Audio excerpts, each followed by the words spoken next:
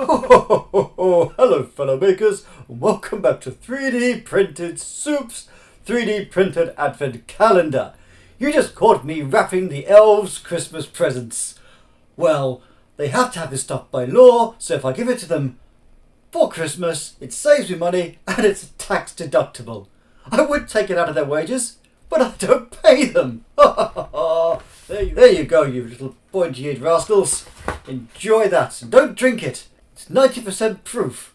The main issue we have here in the North Pole, though, is Father Printmas can't cut wrapping paper, as all the scissors are 3D printed and are as blunt as Mrs. Printmas's sense of humour. Oh, I can't cut anything with these. So I've went on to Thingiverse and found today's 3D print. This is a brilliant device for cutting wrapping paper smoothly and straightly.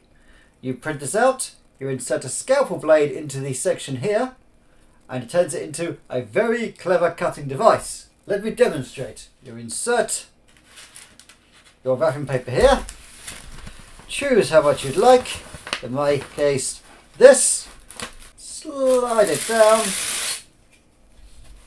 there, and it cuts the paper beautifully.